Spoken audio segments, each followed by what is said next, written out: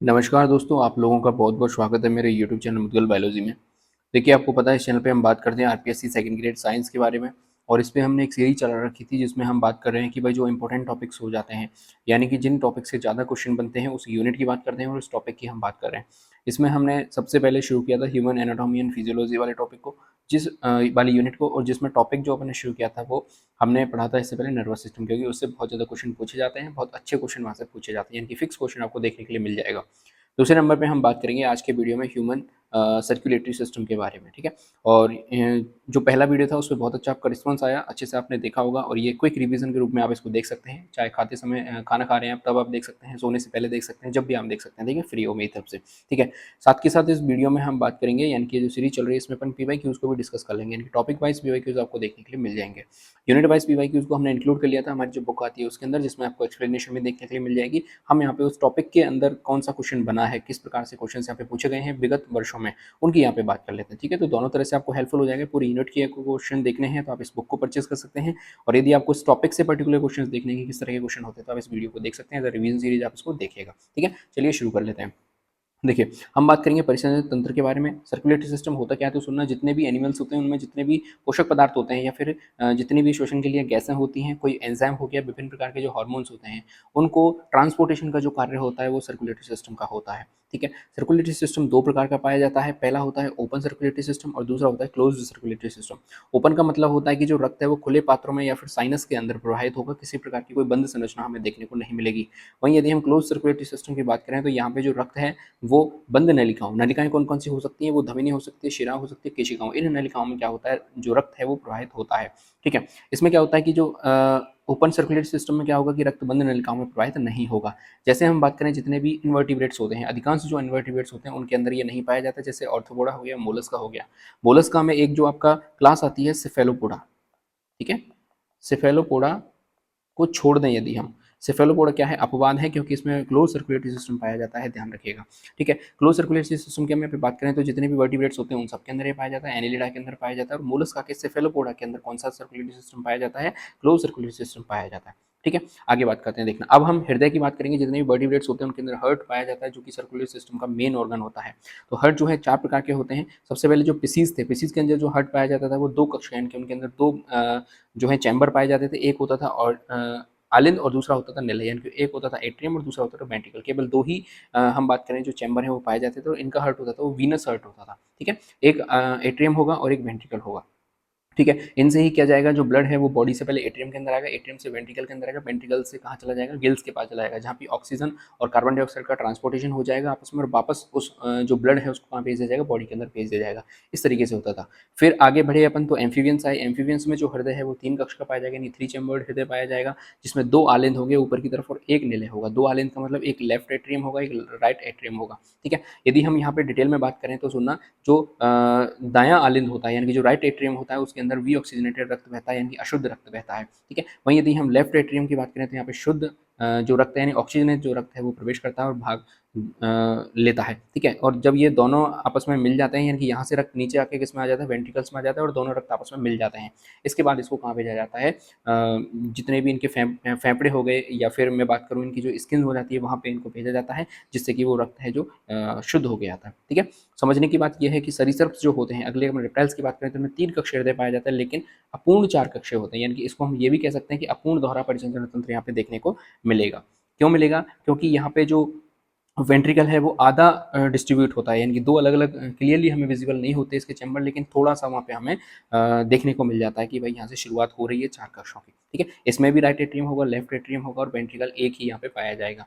आगे हम बात करते हैं लास्ट में पक्षी और स्तनधारियों की यदि बात करें तो यहाँ पे कंप्लीट चार कक्ष बन जाएंगे। राइट एट्रियम बन जाएगा, राइट वेंट्रिकल बन जाएगा, लेफ्ट एट्रियम बन जाएगा, लेफ्ट वेंट्रिकल बन जाएगा। दो आलिंद देखने को मिलेंगे, दो नेले देखने मिलेंगे। ये हमें बात करें तो मेमल्स के अंदर और एबिस के अंदर हमें देखने को मिलेगा। लेकिन यदि हम बात करें छोटी सी कि मगरमच्छ और जो घड़ियाल है वो सरीसृप है, लेकिन इनमें चार कक्षीय हृदय पाया जाता है, तो ये क्या होगा, एक तरह के अपवाद यहाँ पे हो जाते हैं। यहाँ पे कंप्लीट हमें दोहरा परिसंचरण तंत्र देखने को मिलता है, यानी कि डबल सर्कुलेटरी सिस्टम यहाँ पे देखने को मिलता है। इसको अपन क्यों कहते हैं double circulatory system, class 10th के अंदर हम पढ़ते हैं, लेकिन वापस मैं आपको बता देता हूँ कि विभिन्न अंगों तक पहुंचने से पहले जो रक्त है वो हृदय से दो बार गुजरता है। कितनी बार गुजरता है, दो बार गुजरता है। कैसे, पहले एक बार एट्रियम, लेफ्ट एट्रियम वेंट्रिकल से गुजरेगा और वापस कहाँ चला जाएगा, अंगों के पास, ठीक है, क्योंकि यहाँ पे शुद्ध रक्त बह रहा है। अंगों से फिर इसको वापस कहाँ लाया जाएगा, राइट एट्रियम में, फिर राइट एट्रियम से राइट वेंट्रिकल में भेजा जाएगा और वेंट्रिकल से फिर ये कहाँ जाएंगे, लंग्स के अंदर जाएंगे। राइट वेंट्रिकल से कहाँ जाएगा, लंग्स के पास। यानी कि हृदय जो है कंप्लीट 2 बार हार्ट से निकल रहा है, इसलिए अपन इसको डबल सर्कुलेटरी सिस्टम कह रहे हैं। ठीक है, चलिए आगे बढ़ते हैं। अब यदि हम ह्यूमन सर्कुलेटरी सिस्टम की बात करें, उसमें 4 संरचना होती है। सबसे पहला होता है हृदय, पहले नंबर पर होता है हृदय। हृदय की हम यहाँ पे बात कर लेते हैं। सुनना, हृदय की उत्पत्ति कहाँ से होती है, यहाँ से क्वेश्चन बन सकता है, क्योंकि कई बार जो बेसिक क्वेश्चन बनना होता है वो यहीं से बनता है। तो ध्यान रखना है, हृदय की जो उत्पत्ति होती है वो कहाँ से होती है, मिजोरम से इसकी उत्पत्ति होती है। यदि बात करें कि ह्यूमन सर्कुलेटरी सिस्टम के बारे में पहले किस साइंटिस्ट ने बताया था, तो डॉक्टर विलियम हार्वे नाम के साइंटिस्ट ने, doctor William Harvey, William Harvey नाम के साइंटिस्ट ने सबसे पहले इसके बारे में बताया था कि ह्यूमंस के अंदर कोई डबल सर्कुलेटरी सिस्टम पाया जाता है। ठीक है, इसके बाद बात करें यदि हम इनकी स्थिति की बात करें, हृदय कहाँ पाया जाता है, तो दोनों फेफड़ों के बीच में मीडिया स्टाइनियम जो स्पेस पाया जाता है वहाँ पे ये देखने को मिलता है। बाएं फेफड़े की ओर कार्डियक नॉच पाई जाती है, जिसमें हृदय हमारा सुरक्षित रहता है, एक जगह पर स्थित रहता है। ठीक है, यदि हम आगे की बात करते हैं, हृदय के आवरण यानी कि कवरिंग की यहाँ पे बात करें, तो 3 जो लेयर्स होती हैं हृदय की वहाँ पे हमें देखने को मिलती है। सबसे बाहर की जो लेयर होती है उसको अपन एपिकार्डियम कहते हैं, ये सबसे बाहर होती है और सरल सल्की उपकला से मिलकर ये बनी हुई थी। इंपॉर्टेंट हो जाता है, ध्यान रखिएगा। आगे हम बात करें तो बीच वाली जो लेयर होती है वो मायोकार्डियम जिसे अपन कह देते हैं, ये मध्य में पाई जाती है। ये रेखित और अनैच्छिक पेशियों से मिलकर बनी हुई होती है, ये भी बहुत यहाँ पे इंपॉर्टेंट हो जाता है। ठीक है, आगे हम बढ़ते हैं, जो सबसे अंदर की लेयर होती है इसको अपन एंडोकार्डियम कहते हैं, ये सबसे अंदर की तरफ होती है और ये भी सरल सल्की उपकला से मिलकर बनी हुई होती है। ठीक है, आगे हम एक इंपॉर्टेंट की बात कर लेते हैं कि जो एपिकार्डियम और मायोकार्डियम है, इन दोनों को मिलाकर अपन क्या कहते हैं, पेरिकार्डियम कह देते हैं। और इस पेरिकार्डियम स्पेस में एक द्रव पाया जाता है जिससे अपन, या फिर मैं बात करूं, पेरिकार्डियम जो है एक पेरिकार्डियल फ्लूइड का जो है सिक्रेशन करता है, स्रावित करता है, जो कि हृदय को फ्रिक्शन से बचाता है या फिर यांत्रिक जो चोटें लग सकती हैं उनसे इसको बचाता है। ठीक है, चलिए आगे हम बढ़ते हैं, हृदय के कक्ष और कपाट की बात कर लेते हैं, यानी कि चैम्बर्स और वॉल्स की बात कर लेते हैं। तो मानव हृदय में आप जानते हो 2 आर्टरिया पाए जाते हैं, यानी कि 2 आलिंद पाए जाते हैं, और 2 वेंट्रिकल्स यानी कि 2 निलय पाए जाते हैं। यदि हम यहाँ पे वॉल्स यानी कपाट की बात करें, तो रक्त प्रवाह को एक ही दिशा में रखने का ये काम करते हैं। वॉल्स यानी कि जो ब्लड है वो हमेशा अप्स टू डाउन चलता है, कभी भी डाउन टू अप्स नहीं जाता। ठीक है, तो दाएं आलिंद व दाएं निलय के बीच में त्रिवलनीय कपाट पाए जाते हैं, ट्राइकस्पिड वाल्व्स यहाँ पे पाए जाते हैं। तो ये यहाँ पे इंपॉर्टेंट हो जाता है। पहले इसी प्रकार के क्वेश्चन पूछे जाते थे, लेकिन फिर भी हमें बेसिक चीजें पता होनी चाहिए। इसके बाद हम बात करते हैं, तो बाएं आलिंद व बाएं निलय के बीच में द्विवलनीय कपाट पाया जाता है, जिस पर बाइकस्पिड वाल्व या फिर मिट्रल वाल्व भी कह देते हैं। इसको आप ध्यान रखिएगा, क्योंकि कई बार यहाँ से क्वेश्चन पूछ लिया जाता है कि मिट्रल वाल्व किन 2 मैं बात करूं चैम्बर्स के मध्य पाया जाता है। तो ध्यान रखिएगा, बाएं आलिंद और बाएं निलय यानी कि लेफ्ट एट्रियम और लेफ्ट वेंट्रिकल के मध्य जो वॉल्व पाए जाते हैं उसको अपन बाइकस्पिड वॉल्व या फिर मिट्रल वॉल्व कह देते हैं। इसको आप इस तरीके से याद कर सकते हैं, मैंने इस तरीके से याद किया हुआ है। जैसे बाएं में ये इसको बाएं को अपन ऐसे लिखते हैं बायां, ठीक है, और बाइकस्पिड को भी अपन इसी प्रकार से लिखते हैं कि बाई। ठीक है, इस तरीके से मैंने याद किया हुआ है, आप इसको याद कर सकते हो। इसके बाद बात करते हैं कि जो पल्मोनरी धमनी होती है या फिर जो महाधमनी होती है, इस पे अर्धचंद्राकार कपाट पाए जाते हैं, जिसको सेमिल्यूनर वॉल्व्स कह देते हैं।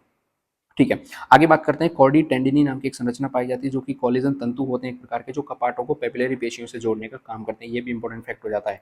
अब थोड़ी सी और हम बात कर लें, तो सुना, जब बच्चा भ्रूण अवस्था में होता है, यानी कि कोई भ्रूण होता है, उस समय आलिंदों के बीच में छिद्र पाया जाता है। उस छिद्र का नाम है फोरामेन ओविल। ठीक है, ये क्या करता है, फोरामेन ओविल नाम का छिद्र पाया जाता है, जो जन्म से पहले क्या होता है, ये छिद्र बंद हो जाता है, लेकिन कई बार क्या होता है कि ये छिद्र खुला रह जाता है। ठीक है, यदि ये छिद्र बंद हो जाता है तो इसके स्थान पर एक गर्त बन जाता है, गड्ढा बन जाता है, जिसे अपन फोसा ओविलिस कह देते हैं। फोसा नहीं, इसको फोसा एविलिस कहेंगे। क्या कहेंगे, फोसा एविलिस अपन इसको कह देते हैं। ठीक है, यदि ये जो हृदय यानी कि ये जो छिद्र है ये बंद नहीं हो और ये खुला रह जाए, तो क्या हो जाता है, ब्लू बेबी सिंड्रोम नाम की एक संरचना, सॉरी एक डिजीज है वो यहाँ पे हो जाती है, जिसमें क्या हो जाता है कि अशुद्ध और शुद्ध रक्त आपस में मिल जाते हैं। ठीक है, यदि आलिंद, दोनों आलिंद है, जैसे कि आप देखेंगे ये हर्ट हमारा 4 चैम्बर हर्ट हो गया, इसमें ऊपर आलिंद है, एट्रियम है। अब यदि ये दोनों आपस में, यहाँ पे एक छेद बना रह गया, मान के चलिए छेद जो है वो नहीं भरा या फिर ये बना रह गया, तो ये जो ब्लड है आपस में मिक्स हो जाएगा। ठीक है, तो मिक्स हो जाएगा तो क्या हो जाएगा, जो ब्लू बेबी सिंड्रोम नाम की डिजीज है वो यहाँ पे हो जाएगी। ठीक है, जिससे क्या होता है, शुद्ध शुद्ध रक्त यहाँ पे आपस में मिल जाते हैं। आगे बढ़ते हैं, चलना, हृदय धड़कन के हम मार्ग की यहाँ पे बात कर लेते हैं। उससे पहले आपको एक चीज समझनी होगी कि जो दायां आलिंद होता है, ठीक है, यहाँ पे मैं इसको एक चीज यहाँ पे आपको क्लियर कर देता हूँ, सुनना। देखिए, दायां आलिंद होता है, ठीक है, यानी कि जो राइट एट्रियम होता है, ठीक है, उसमें 3 जो शिराएं होती हैं, उनसे वी ऑक्सीजनेटेड रक्त जो है आता है। वी ऑक्सीजनेटेड का मतलब पता है, डी ऑक्सीजनेटेड हो जाता है, यानी कि जिसमें ऑक्सीजन नहीं है। कहाँ से आता है, तो सबसे पहली होती है एसवीसी। एसवीसी का मतलब है सुपीरियर वेना कावा। ठीक है, ये कहाँ से लाती है, ये ऊपरी भाग से, शरीर के जो ऊपरी भाग होते हैं वहां से रक्त को लेके आती है। कहाँ पे लेके आएगी, दाएं आलिंद के अंदर लेके आएगी। ठीक है, दूसरे नंबर पे जो शिरा पाई जाती है, जिसको अपन आईवीसी कहते हैं, यानी कि पश्च महाशिरा कहते हैं। ठीक है, उसको क्या कहते हैं, अपन पश्च महाशिरा कहते हैं। ये क्या करती है, शरीर के निचले भाग से, शरीर के निचले भाग से रक्त को लेके आती है। कहाँ से लेके आती है, निचले भाग से रक्त को लेके आती है। यहाँ पे मैं लिख देता हूँ, निचले भाग से रक्त को लेके आती है। यदि मैं यहाँ पे बालू की बात करूँ, तो यहाँ पे यूस्टेकियन यूस्टेकियन वॉल्व पाया जाता है, ध्यान रखिएगा। और यदि एसबीसी में बात करूं तो यहाँ पे हेवेर्शियन वॉल्व पाया जाता है, हेवेर्शियन वॉल्व पाया जाता है। ये भी आप ध्यान रख सकते हैं, यदि बहुत अच्छा क्वेश्चन बनेगा तो यहाँ से बन सकता है। इसके बाद तीसरे नंबर की जो शिरा होती है जिसको अपन कहते हैं कोरोनरी साइनस, कोरोनरी साइनस। ये क्या करती है, हृदय से रक्त को लेके आती है, ठीक है, क्योंकि हृदय भी एक प्रकार की पेशी होती है, उसको भी ऑक्सीजन की आवश्यकता पड़ती है, तो वहाँ भी एक रक्त के लिए शिरा है जो कि जिसको अपन क्या कहते हैं कोरोनरी साइनस कह देते हैं। इसके अंदर भी वॉल्व पाया जाता है जिससे अपन थीवेशियन, जिसका नाम क्या है थीवेशियन वॉल्व, ठीक है। तो ये एक इंपॉर्टेंट फैक्टर ध्यान रखिएगा, आप कहीं पे भी इसको नोट डाउन कर सकते हैं। तो तीन जो शिराएं होती हैं वो दाएं आलिंद में सबसे पहले रक्त को लेके आती हैं। ऊपरी भाग से जो लेके आएगा उसको सुपीरियर वेना कवा कहेंगे, निचले भाग से लेके आएगा उसको इन्फीरियर वेना कवा कहेंगे, और एक हृदय से जो लेके आएगी उसको अपन कोरोनरी साइनस कहेंगे, ठीक है। चलिए आगे बढ़ते हैं अपन। हृदय धड़कन के मार्ग को एक बार देख लेते हैं, यानी कि जो हृदय की धड़कन जैसे शुरुआत होती है, यानी किस तरीके से हृदय की धड़कन चलती है, तो उसकी हम यहाँ पे बात कर लेते हैं। सुनना, सबसे पहले क्या होता है कि दाएं आलिंद में स्थित होता है कौन, ऐसे नोड। ऐसे नोड का पूरा नाम है साइनोएट्रियल नोड, कई बार इसका फुल नाम भी पूछ लिया जाता है। ऐसे नोड की पूरा नाम क्या है, साइनोएट्रियल नोड है। इसी को अपन पेस मेकर भी कह देते हैं, क्या कह देते हैं, पेस मेकर कह देते हैं। यहाँ से क्वेश्चन बनता है, ध्यान रखिएगा, ठीक है। पहले बेसिक क्वेश्चन बनते थे वो यहीं से बनते थे। ऐसे नोड के बाद जो इंपल्स है वो कहाँ जाएगा, ए बी नोड के पास जाएगा, जिसको अपन एट्रियोवेंट्रिकुलर नोड कह देते हैं। इसको रिजर्व पेस मेकर कहा जाता है या फिर पेस सेटर भी कहा जाता है। इसके बाद जो सिस्टम है यानी कि कंडक्शन कहाँ जाएगा, आगे हिज के बंडल के पास जाएगा, बंडल ऑफ हिज के पास जाएगा। बंडल ऑफ हिज किस प्रकार से बनते हैं, तो ए बी नोड से रूपांतरित जो पेशी तंतु होते हैं उनको अपन क्या कह देते हैं, हिज के बंडल कह देते हैं। इसके बाद क्या होगा कि जो कंडक्शन है वो कहाँ जाएगा, पुरकिन्से फाइबर के पास जाएगा, पुरकिन्से तंतुओं के पास जाएगा। ये क्या होते हैं, तो ये नीले की दीवार में अनेक छोटे छोटे तंतु जैसी संरचना पाई जाती है और सर्वाधिक गति यही होती है। ये इंपॉर्टेंट फैक्टर ध्यान रखिएगा, पेपर में प्रश्न आ सकता है कि सर्वाधिक गति कहाँ होती है, तो आपको बताना है पुरकिन्से फाइबर के अंदर सबसे ज्यादा गति होती है। अगली इंपॉर्टेंट चीज की जो मानव का जो हृदय होता है वो मायोजेनिक होता है। मायोजेनिक का मतलब क्या होता है कि हृदय की जो धड़कन की शुरुआत होती है वो अंदर ही पेशियों से उत्पन्न होती है। दो प्रकार के हृदय पाए जाते हैं, एक न्यूरोजेनिक हार्ट पाया जाता है और एक मायोजेनिक हार्ट पाया जाता है, ठीक है। न्यूरोजेनिक जो हार्ट होता है उसमें क्या होती है कि जो नर्व्स होती हैं वहां से सबसे पहले शुरुआत होती है किसकी, हृदय की धड़कन की, और मायोजेनिक जो हार्ट होता है वहां से पेशियों से हृदय की धड़कन की शुरुआत होती है। ये दोनों में अंतर होता है। इधर डायग्राम में अपन देख लेते हैं कि राइट एट्रियम में क्या पाया जाएगा, ऐसे नोड पाया जाएगा सबसे पहले नंबर पे। ऐसे नोड आगे कहाँ भेजेगा, ए बी नोड के पास भेजेगा। ए बी नोड आगे कंडक्शन करके कहाँ भेजेगा, बंडल ऑफ हिज के पास भेजेगा। बंडल ऑफ हिज नीचे कहाँ भेज देगा, बिल्कुल वेंट्रिकल के पास पाए जाते हैं पुरकिन्से फाइबर। इस तरीके से जो मैं बात करूँ हृदय की धड़कन का मार्ग ये होता है, ठीक है। चलिए आगे बढ़ते हैं। अब अपन कार्डियक साइकिल या फिर साउंड की बात कर लेते हैं। तो कार्डियक साइकिल जो है वो प्रसरण यानी कि डायस्टोल होता है, जिसे अपन शीतलन भी कह देते हैं, ठीक है। एक होता है डायस्टोल जिसे अपन शीतलन भी कह देते हैं, और दूसरा होता है संकुचन। संकुचन में क्या करता है, हृदय रक्त पंप करने का कार्य करता है। यदि हम कार्डियक साइकिल की बात करें तो कुल समय लगता है 0.8 सेकंड। यहाँ से प्रश्न पूछा गया था पिछली बार, ध्यान रखिएगा कि जो कार्डियक साइकिल का समय है वो कितना होता है, तो ये आपको ध्यान रखना है 0.8 सेकंड उसका समय रहता है, ठीक है। इसको यदि हम और आगे डिस्ट्रीब्यूट करें तो सुनना, जो एट्रियम होता है यहाँ पे मैं लिख देता हूँ कि जो आलिंद होता है, ठीक है, टोटल कितना समय लगता है, 8 सेकंड का समय लगता है। तो जो एट्रियम होता है इसके संकुचन में समय लगता है, आलिंद के संकुचन में समय लगता है 0.1 सेकंड, ठीक है। इसके प्रसरण में यानी कि शिथिलन में जो समय लगता है वो 0.7 सेकंड का लगता है। ये मैंने बात कर ली कि इसकी आलिंद की। इसी तरीके से हम वेंट्रिकल यानी कि निलय की बात कर लेते हैं, तो निलय में जो संकुचन में समय लगता है, निलय में संकुचन में समय लगता है 0.3 सेकंड का। इसी तरीके से जो प्रश्न में समय लगता है, निलय के प्रश्न में जो समय लगता है 0.5 सेकंड का समय लगता है, ठीक है। ये भी आप कहीं पे नोट डाउन कर लीजिएगा। तो टोटल समय की बात करें तो टोटल समय कितना हुआ, 8 सेकंड ही होता है, और आलिंद में भी टोटल समय कितना लगता है, 8 सेकंड का समय लगता है, ठीक है। यहाँ पे ये चीज़ क्लियर हो जाती है। अब यदि हम एक चीज़ और देखें कि भाई हृदय की जो धड़कन होती है, यदि मैं यहाँ पे एक चीज़ मेंशन कर देता हूँ कि हृदय की धड़कन यदि असामान्य रूप से बढ़ जाए, हृदय की धड़कन का बढ़ना, असामान्य रूप से बढ़ना, तो उसको ट्रैकीकार्डिया कहा जाता है। क्या कहा जाता है, ट्रैकीकार्डिया, ठीक है। और यदि हृदय की धड़कन असामान्य रूप से कम हो जाए या फिर घट जाए, हृदय की धड़कन का असामान्य रूप से घटना क्या कहलाता है, ब्रेडीकार्डिया कहलाता है, ब्रेडीकार्डिया। कई बार यहाँ से भी प्रश्न बन जाता है, तो इसको भी आप कहीं पे छोटा सा नोट डाउन कर सकते हैं, ठीक है। चलिए आगे बढ़ते हैं। अब अपन जो साउंड होती है, हार्ट की जो साउंड होती है उनकी बात कर लेते हैं। सबसे पहले जो ध्वनि होती है उसको अपन S1 कह देते हैं, और पहली ध्वनि कौन सी होती है, लव। कई बार तो यही पेपर में प्रश्न पूछ लिया जाता है कि भाई हार्ट साउंड में पहली साउंड का नाम क्या है, तो आपको ध्यान रखना है पहली साउंड कौन सी होगी, लव, जिसे अपन S1 कहेंगे, और सेकंड जो साउंड होगी जिसे अपन S2 कहेंगे वो डव होती है। ये पूछ लिया जाता है कि लव पहली है या डव पहली है, तो पहली लव है, दूसरी कौन सी डव है, ठीक है। ये कब होती है, तो जब निलय संकुचन का प्रारंभ होता है, यानी कि वेंट्रिकल जब जो वेंट्रिकल होता है वो कॉन्ट्रैक्ट होता है तब ये प्रारंभ होती है लब की ध्वनि। इसमें ये ध्वनि आती क्यों है, तो यहाँ पे जो ट्राइकस्पिड बॉल्व और जो बाइकस्पिड बॉल्व होते हैं उनके बंद होने के कारण ये पहली बार ध्वनि आती है। ठीक है, इसमें जो समय है अधिक लगता है, 0.15 सेकंड यानी 0.15 सेकंड का समय यहाँ पे लगता है, जो कि बहुत ज़्यादा है, और तीव्रता जो है बहुत कम होती है इसकी। यदि हम S2 की बात करें यानी कि द्वितीय ध्वनि की बात करें, तो डफ नाम की जो ध्वनि आती है ये निलय प्रसरण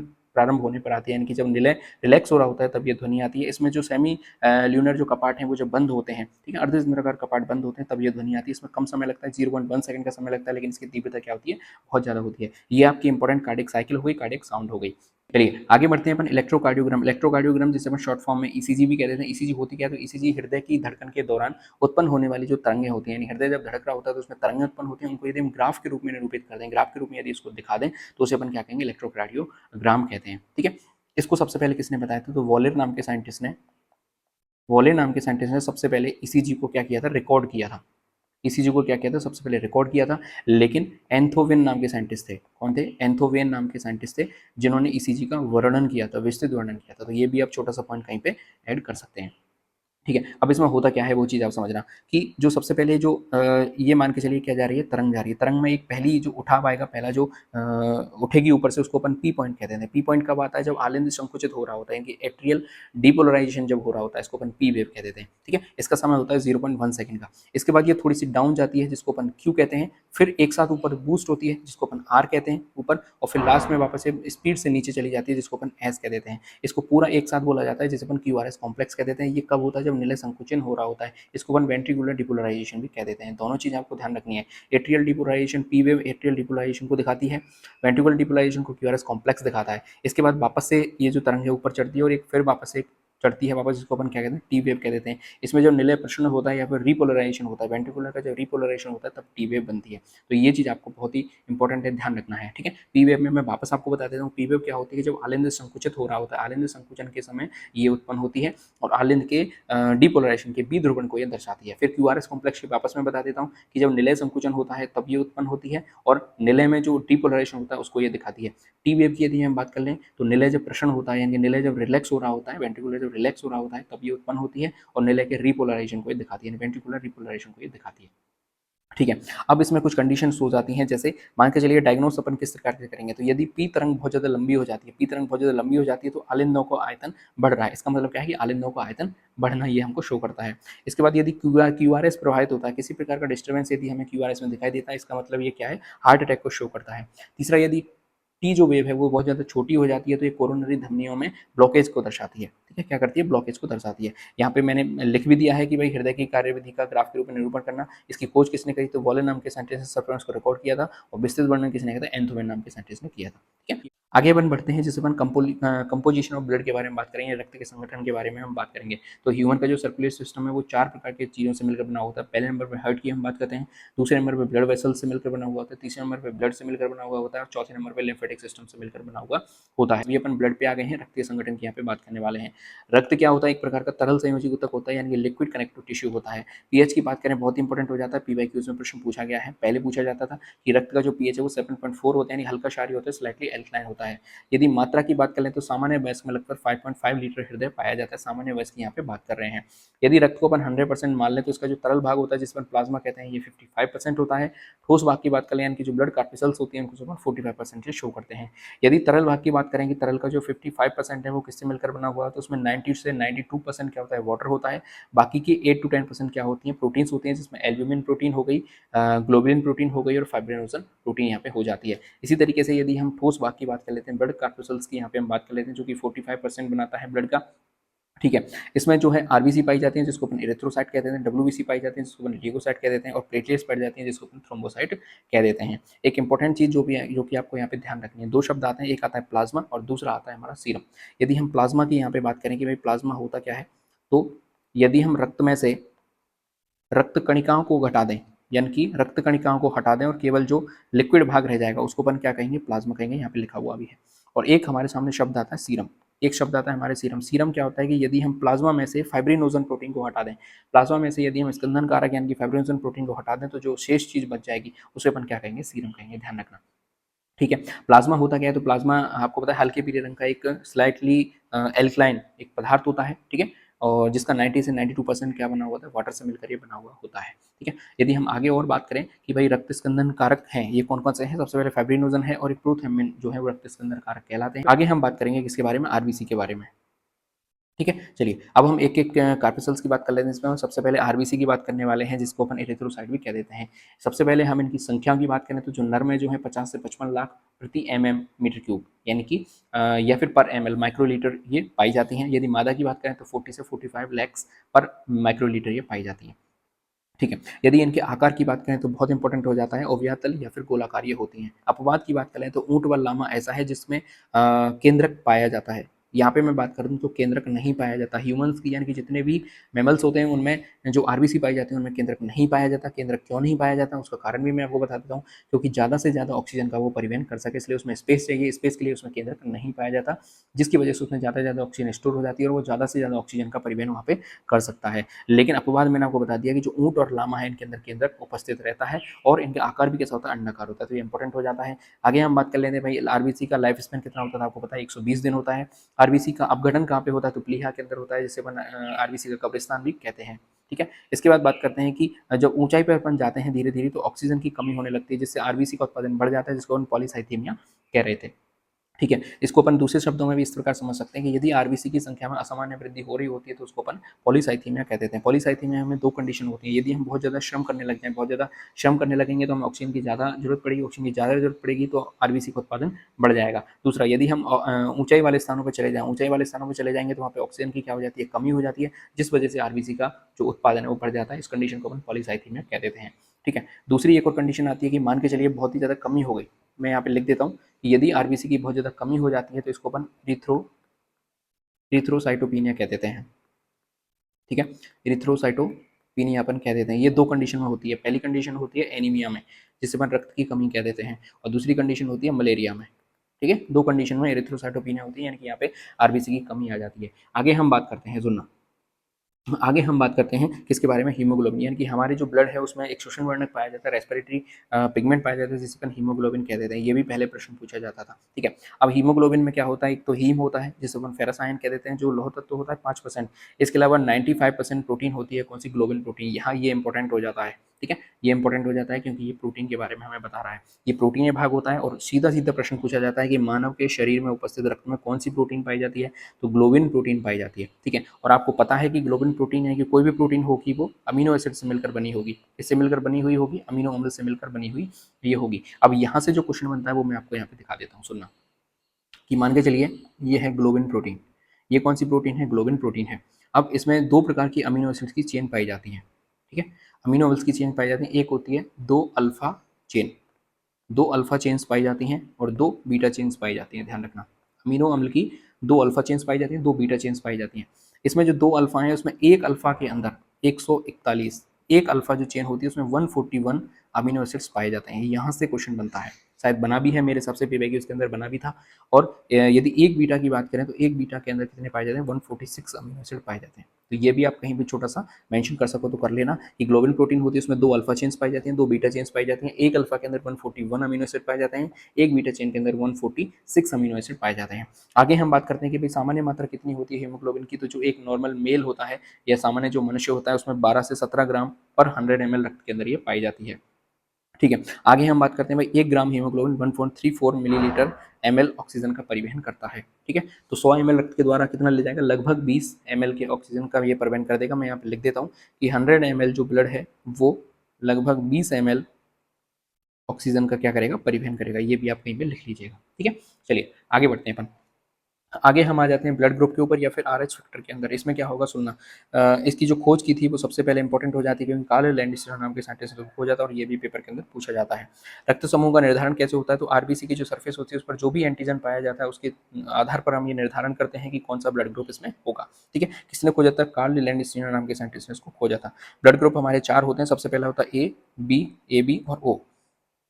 ठीक है, आरबीसी की सरफेस पर कौन सा एंटीजन पाया जाएगा, यदि ए एंटीजन पाया जाएगा तो ब्लड ग्रुप होगा ए, यदि बी एंटीजन पाया जाएगा तो ब्लड ग्रुप होगा बी, यदि ए और बी दोनों पाए जाएंगे तो ब्लड ग्रुप होगा ए बी, यदि कोई भी एंटीजन नहीं पाया जाएगा तो ब्लड ग्रुप होगा 0 या फिर ओ अपन इसको कहते हैं। आगे अपन बात करते हैं एंटीबॉडी की, यानी कि जिसके एंटीबॉडी कौन सी पाई जाएगी प्लाज्मा के अंदर, ध्यान रखिएगा। यदि एंटीजन ए है तो एंटीबॉडी कौन सी पाई जाएगी, बी एंटीबॉडी पाई जाएगी। यदि एंटीजन बी है तो एंटीबॉडी कौन सी पाई जाएगी, ए एंटीबॉडी पाई जाएगी। यदि ए बी दोनों एंटीजन प्रेजेंट है तो एंटीबॉडी कोई सी नहीं पाई जाएगी, और यदि कोई भी एंटीजन प्रेजेंट नहीं है तो कौन सी एंटीबॉडी पाई जाएगी, ए बी एंटीबॉडी पाई जाएगी। अब यहाँ पे ये क्यों हो रहा है सुनना, क्योंकि एंटीजन एंटीबॉडी आपस में क्या कर लेते हैं, रिएक्शन कर लेते हैं, और एंटीबॉडी उस पर अटैक कर देती है, कोई भी एंटीजन आता है और उसको खत्म कर देती है। इसलिए हमेशा जो ब्लड ग्रुप है वो देख के चढ़ाया जाता है। जैसे मान के चलिए फॉर एग्जांपल मैं आपको बता दूं कि किसी का ब्लड ग्रुप ए है, ठीक है, उसके पास कौन सी एंटीजन उपस्थित होंगे, ए एंटीजन उपस्थित होंगे, ठीक है। यदि हमने मान के चलिए उसके ऊपर कौन सा बी ब्लड ग्रुप हमने उसके ऊपर चढ़ा दिया, तो बी ब्लड ग्रुप जैसे ही उसके अंदर जाएगा तो वहाँ पे एंटीबॉडी कौन सी प्रेजेंट है, ए एंटीबॉडी प्रेजेंट है, वो तुरंत एंटीबॉडी एंटीजन रिएक्शन हो जाएगा और यहाँ पे ब्लड क्लॉटिंग हो जाएगी और आदमी की क्या हो जाएगी, मृत्यु हो जाएगी। इसलिए हमेशा ब्लड ग्रुप मैच करके चढ़ाया जाता है, यानी कि जिसका ए ब्लड ग्रुप है उसको ए ब्लड ग्रुप ही चढ़ाया जाएगा। अब कंडीशन आती है कि भाई यूनिवर्सल एक्सेप्टर की हम यहाँ पे बात कर लेते हैं कि ये किसी भी ब्लड ग्रुप इसके अंदर चढ़ाया जा सकता है इस व्यक्ति को, जिसको अपन यूनिवर्सल एक्सेप्टर क्यों कह रहे हैं, क्योंकि इसके पास दोनों एंटीजन प्रेजेंट है लेकिन कोई भी एंटीबॉडी इसके प्लाज्मा में नहीं पाई जा रही है, तो एंटीजन एंटीबॉडी रिएक्शन होगी ही नहीं। इसलिए अपन इसको क्या कह देते हैं, यूनिवर्सल एक्सेप्टर कहते थे, यानी इसके अंदर कोई भी जो आप ब्लड ग्रुप का ब्लड चढ़ा सकते हैं, ए का चढ़ा सकते हैं, बी का चढ़ा सकते हैं, कोई भी चढ़ा सकते हैं। इसी प्रकार से यदि हम ओ की बात करें, यूनिवर्सल डोनर की बात करें, तो यहाँ पे कोई भी एंटीजन नहीं पाया जाएगा और एंटीबॉडीज दोनों पाए जाएंगे। अब इसके पास कोई भी एंटीजन नहीं है तो चाहे इसका ए हो चाहे बी हो, कोई सा ब्लड ग्रुप आप इसको चढ़ा दीजिएगा, लेकिन यहाँ पे कोई भी एंटीजन एंटीबॉडी रिएक्शन होगी ही नहीं। क्यों, क्योंकि कोई भी एंटीजन यहाँ पे प्रेजेंट है ही नहीं, ठीक है। तो ये ब्लड ग्रुप का कॉन्सेप्ट आपका यहाँ पे क्लियर हो जाता है। आगे हम बात करते हैं आरएच फैक्टर के बारे में, जिसको रीसस बंदर में खोजा गया था, ठीक है। किसमें खोजा गया था, ये रीसस बंदर में ये खोजा गया था। इससे एक बीमारी हो जाती है, सुनना, जिसका नाम है एरिथ्रोब्लास्टोसिस फिटेलिस। ये आपको ध्यान रखना है नाम, एरिथ्रोब्लास्टोसिस फिटेलिस। किस प्रकार से होता है कि यदि मान के चलिए पिता आरएच पॉजिटिव है और माता आरएच नेगेटिव है, यदि दो लोगों की शादी होती है जिसमें पिता जो है आरएच पॉजिटिव हो जाता है और माता आरएच नेगेटिव हो जाती है, तो प्रथम संतान में तो क्या होगा, सामान्य रहेगी, प्रथम संतान में कोई भी दिक्कत नहीं होगी। लेकिन बाद की संतानों के जो आरबीसी हैं वो नष्ट हो जाएंगे और जो बीमारी हो जाएगी उसको अपन क्या कहेंगे, एरिथ्रोब्लास्टोसिस फिटेलिस, ठीक है। फिटेलिस का मतलब होता है कि भ्रूण अवस्था में ही एरिथ्रोब्लास्टोसिस हो जाता है रोग, यानी कि आरबीसी जो है वो नष्ट हो जाती हैं। सेकंड, दूसरे नंबर की जो संतान होगी उसमें एरिथ्रोब्लास्टोसिस फिटेलिस नाम की बीमारी हो जाएगी, जिससे उस बच्चे की गर्भ में ही मृत्यु हो जाएगी। तो इसका बचाव क्या है कि जन्म के समय माता को एंटीडी का इंजेक्शन दिया जाता है, ये आपको ध्यान रखना है, ठीक है। तो यहाँ पे आरएच फैक्टर का भी हमने बात कर ली और रक्त समूह की यहाँ पे हमने बात कर ली। आगे हम बात करते हैं डब्ल्यूबीसी के बारे में। आरबीसी अपन कंप्लीट कर चुके हैं, अब डब्ल्यूबीसी की यहाँ पे बात कर लेते हैं। तो डब्ल्यूबीसी दो प्रकार की होती है, एक होती है ग्रेन्युलोसाइट जिसे अपन कणिका विहीन कहते हैं, और एक होती है ग्रेन्युलोसाइट जिसको अपन कणिका में कहा जाता है, ठीक है। एक ग्रेन्युलोसाइट में लिम्फोसाइट होती हैं जो कि 20 से 25% होती हैं, जिसमें टी सेल और बी सेल, दो प्रकार की लिम्फोसाइट होती हैं, टी लिम्फोसाइट और बी लिम्फोसाइट, ठीक है। टी लिम्फोसाइट जो है वो डायरेक्ट अटैक करते हैं और बी लिम्फोसाइट क्या बनाती है, एंटीबॉडी बनाती है। ये आपको ध्यान रखना है कि कोई आपसे पूछे कि एंटीबॉडी कौन सी लिम्फोसाइट बनाती है, तो बी लिम्फोसाइट जो है एंटीबॉडी का निर्माण करती हैं, ठीक है। मोनोसाइट की बात कर लेते हैं, तो ये 2 से 10% होती है, सबसे बड़े आकार की होती है और मैक्रोफेजेस कोशिकाएं वो कहते हैं, क्योंकि ये सीधे ही कोई भी एंटीजन आता है, कोई भी फॉरेन पार्टिकल्स आता है बॉडी के अंदर, उसको सीधा भक्षण का कार्य करती है, सीधा सीधा, ठीक है। दूसरी आती है हमारे पास ग्रेन्युलोसाइट। ग्रेन्युलोसाइट में सबसे पहले आती है ईसोनोफिल्स, जो कि 1 से 2% होती हैं और एलर्जी के समय इनकी वृद्धि हो जाती है। तो यहाँ से क्वेश्चन बनता है कई बार कि यदि किसी मनुष्य के शरीर में एलर्जी हो गई है तो कौन सी डब्ल्यूबीसी की संख्या में वृद्धि हो जाएगी, तो ईसोनोफिल्स की संख्या में जो है वृद्धि हो जाएगी, ध्यान रखना। वेसोवेल्स होती हैं जो कि स्टेमिन और सेरोटोनिन का श्रावण करती हैं। न्यूट्रोफिल्स क्या करती हैं, जीवाणु भक्षण का कार्य करती हैं और सर्वाधिक मात्रा में ये पाई जाती हैं। अब आगे ध्यान रखना, डिजीज लिंक की हमें बात कर लेते हैं। एक होता है ल्यूकेमिया। ल्यूकेमिया का मतलब क्या होता है, डब्ल्यूबीसी यदि असामान्य वृद्धि करने लग जाए, जिसको ल्यूकेमिया या फिर ब्लड कैंसर कहा जाता है। और अगला होता है ल्यूकोसाइटोपिनिया, जाएंगे यदि डब्ल्यूबीसी में असामान्य कमी होने लग जाए तो उसको अपन क्या कहेंगे, ल्यूकोसाइटोपिनिया कहेंगे। तो ये डब्ल्यूबीसी से यहाँ से क्वेश्चन बनेंगे, ये मैंने पेज के अंदर आपको समझा दिया। आगे बढ़ते हैं, अब अपन प्लेटलेट्स यानी कि तीसरे कार्पल्स की बात करें। प्लेटलेट्स और रक्त का थक्का बनना यानी कि ब्लड क्लॉटिंग होती किस प्रकार से है वो चीज सुनना। प्लेटलेट्स की हम यहाँ पे बात कर लेते हैं, तो इनका जो आकार है वो 2 से 3 माइक्रोन होता है। इनका जीवन काल 5 से 7 दिन होता है केवल। इनका कार्य क्या होता है, तो कहीं भी यदि चोट लग जाती है तो रक्त का थक्का बनाने का काम होता है। जैसे चोट लगे और उस जगह पे जो ब्लड की क्लॉटिंग बन जाएगी तो रक्त का बहाव कम होगा तो हमारे शरीर में रक्त की कमी नहीं होगी, ठीक है। इसमें रक्त का जो थक्का यानी ब्लड क्लॉटिंग जो प्रोसेस होती है उसको सबसे पहले एक तो मैकफर्लेन नाम के साइंटिस्ट ने कैस्केड सिद्धांत के द्वारा समझाया था। इसमें 3 प्रमुख चरण होते हैं, कौन कौन से। सबसे पहला स्टेप 1 होता है कि चोटग्रस्त ऊतक जो होते हैं, साथ में कौन आती है, प्लेटलेट्स हैं, दोनों मिलकर क्या करते हैं, थ्रोम्बोप्लास्टिन का श्रवण करते हैं, ठीक है। यानी जहाँ पे चोट लगी है वहाँ पे टिश्यू पाया जाएगा और प्लेटलेट्स दोनों मिलकर क्या करेंगे, थ्रोम्बोप्लास्टिन का सिक्रेशन करेंगे। अब स्टेप 2 में क्या होगा कि जो थ्रोम्बोप्लास्टिन निकला है उसके साथ कैल्शियम आ जाएगा, यहाँ से क्वेश्चन पूछा गया था। मैं बताऊंगा आपको पीवाईक्यूज में कि भाई रक्त के थक्का बनने में कौन से आयन मदद करते हैं। तो कौन से आयन मदद करते हैं, ध्यान रखना कैल्शियम आयन जो है रक्त का थक्का बनाने में मदद करते हैं, बहुत ही इंपॉर्टेंट हो जाता है। अब क्या होता है कि थ्रोम्बोप्लास्टिन और कैल्शियम क्या करते हैं कि ये यकृत में बने निषिद्ध, यानी कि निषिद्ध का मतलब होता है निष्क्रिय, ठीक है।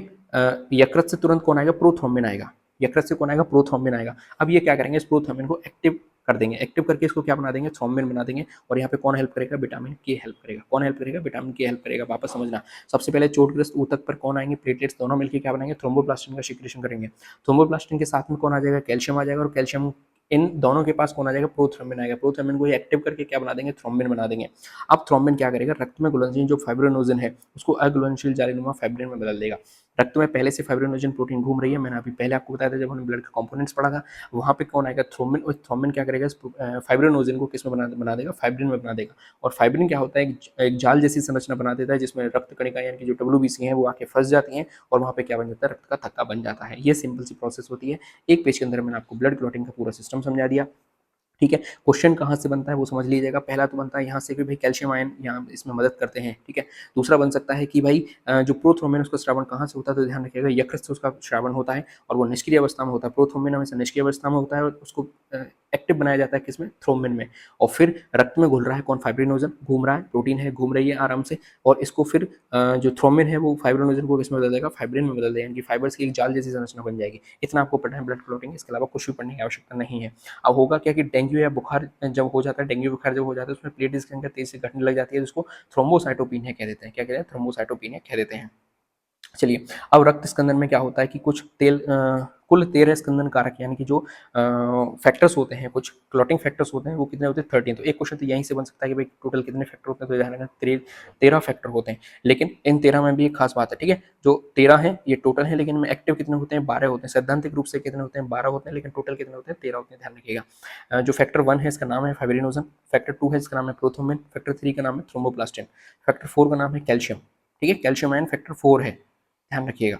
तो ये इंपॉर्टेंट हो जाएगा यहाँ से। इसके बाद कारक 5 की बात करें तो प्रो एक्सिलेरिन हो गया। कारक 6 नहीं होता, 7th की यहाँ पे बात करें अपन तो प्रो कन्वर्टिन हो गया। कारक 8 की बात करें यहाँ पे, फैक्टर 8 की बात करें तो एंटी हीमोफिलिक फैक्टर ए हो गया।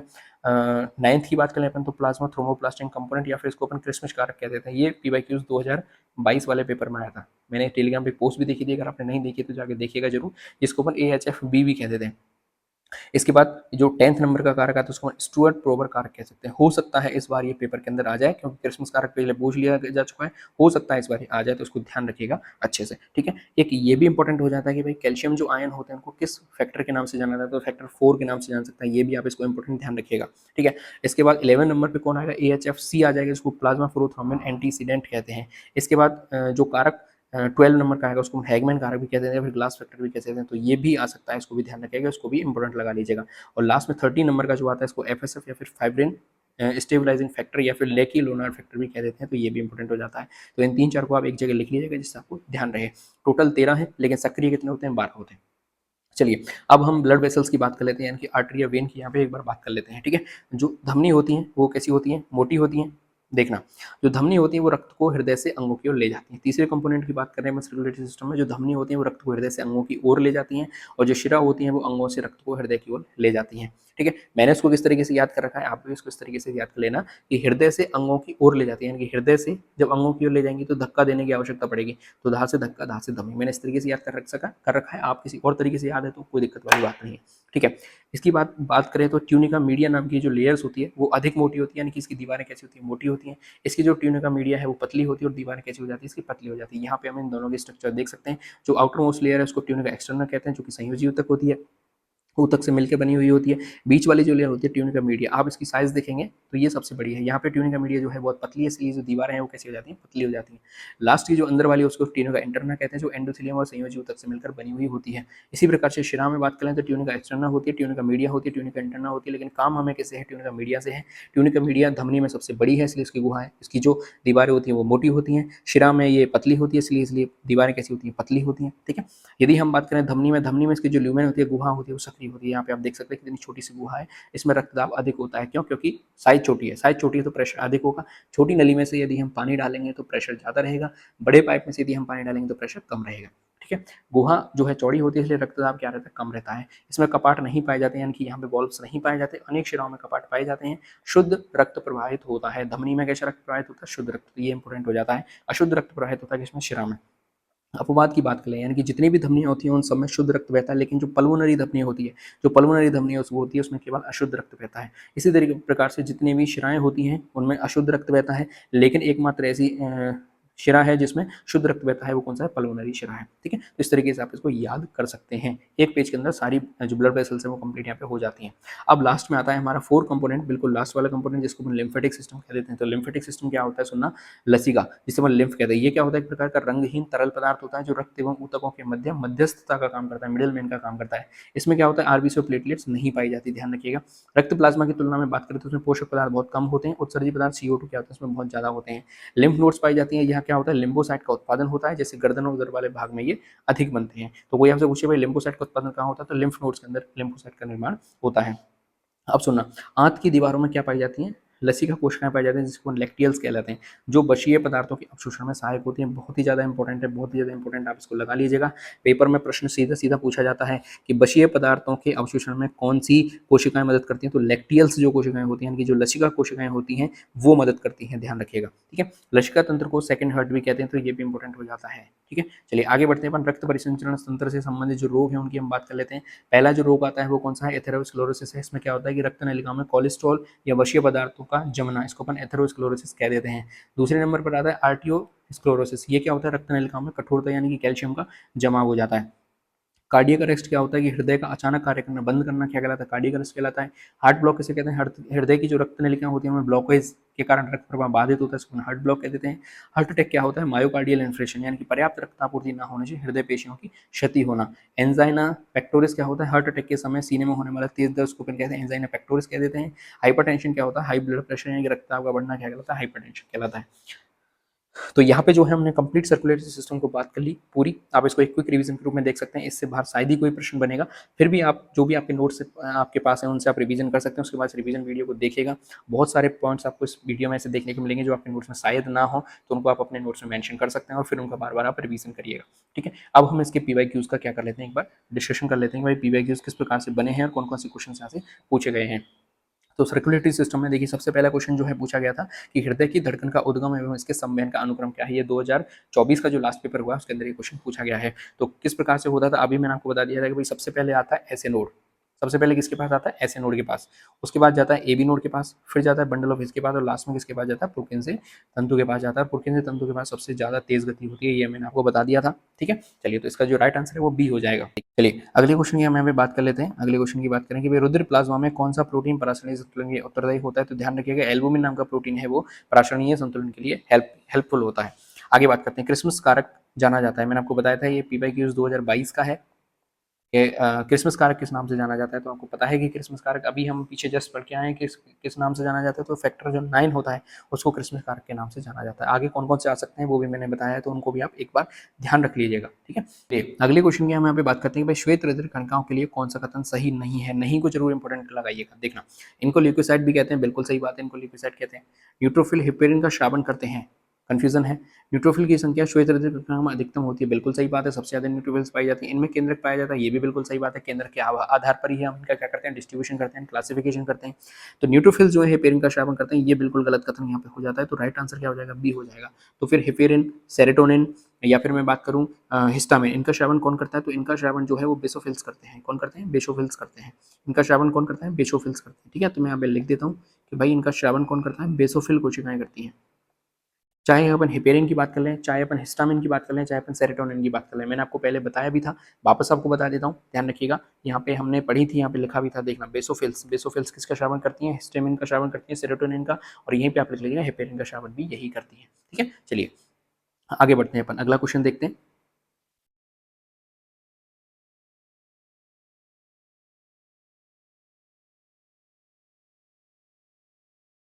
अगले क्वेश्चन की बात करते हैं, निम्नलिखित में से किसमें कैल्शियम की एक महत्वपूर्ण भूमिका होती है। मैंने आपको बताया था कैल्शियम आयन जब अपन पढ़ रहे थे कि खून में ऑक्सीजन का वाहक नहीं, खून में थक्का जमने में सहायक, बिल्कुल राइट आंसर यही होगा। एल्डिहाइड के ऑक्सीकरण से, बिल्कुल नहीं। मांसपेशी ऊतक में ऑक्सीजन संग्रहण, बिल्कुल नहीं। तो बी ऑप्शन जो है इसका बिल्कुल यहाँ पे करेक्ट आंसर हो जाएगा कि खून का धक्का जमने में कौन से आयन जिम्मेदार होते हैं, तो कैल्शियम आयन बिल्कुल यहाँ पे 100% आपका राइट आंसर हो जाएगा 18वें क्वेश्चन का, ठीक है। तो बी ऑप्शन यहाँ पे बिल्कुल करेक्ट आंसर हो जाएगा। वापस आपको बता देता हूँ कि जो होता है, मतलब हमारे जो ब्लड क्लॉटिंग होती है उसमें होता क्या है, सबसे पहले प्रोथ्रोम्बिन होता है, ठीक है। प्रोथ्रोम्बिन किस में कन्वर्ट होता है, थ्रोम्बिन में। प्रोथ्रोम्बिन किस में कन्वर्ट होता है, थ्रोम्बिन में। और करता कौन है, कैल्शियम आयन। कौन करता है, कैल्शियम आयन, ठीक है। प्रोथ्रोम्बिन को थ्रोम्बिन में कन्वर्ट करते हैं कौन, कैल्शियम आयन, ठीक है, ध्यान रखिएगा। और जब थ्रोम्बिन आयन बदल जाते हैं तो उधर फाइब्रिनोजन घूम रहा है। कौन घूम रहा है रक्त में, फाइब्रिनोजन घूम रहा है। जैसे ही थ्रोम्बिन इसके ऊपर जाएगा, फाइब्रिनोजन के पास जाएगा, तो ये इसको किसमें कन्वर्ट कर देगा, ये इसको फाइब्रिन में कन्वर्ट कर देगा। किसमें कन्वर्ट कर देगा, फाइब्रिन में कन्वर्ट कर देगा। फाइब्रिन क्या है, एक प्रकार की जालीनुमा संरचना है। जालीनुमा संरचना है जिसके अंदर कौन फंस जाएंगे, आरबीसी आके फंस जाएंगे और रक्त वगैरह बन जाएगा, थक्का बन जाएगा। तो इस तरीके से हमने इसके पीवाईक्यूज कंप्लीट करी है, टॉपिक भी कंप्लीट कर लिया। आशा करता हूँ वीडियो आपको पसंद आई होगी। ये जो पीवाईक्यूज आप देख रहे हैं ये हमारी बुक के अंदर से ही मैंने लिए हैं। इसी तरीके के पीवाईक्यूज आपको बुक के अंदर देखने के लिए मिल जाएंगे। साथ के साथ और भी अदर क्वेश्चन जो है प्रैक्टिस के लिए वो भी आपको देखने के लिए मिल जाएंगे। बुक आप परचेज किस प्रकार से कर सकते हैं, तो फ्लिपकार्ट पे जाके आप परचेज कर सकते हैं या फिर मुझे डायरेक्ट पर्सनली मैसेज भी कर सकते हैं। वीडियो अच्छी लगी है तो लाइक जरूर कर दीजिएगा, चैनल को सब्सक्राइब जरूर कर दीजिएगा। इसके अलावा पढ़ते रहिए, आगे बढ़ते रहिए, देश से प्यार करिए, माता पिता से प्यार करिए। जय हिंद।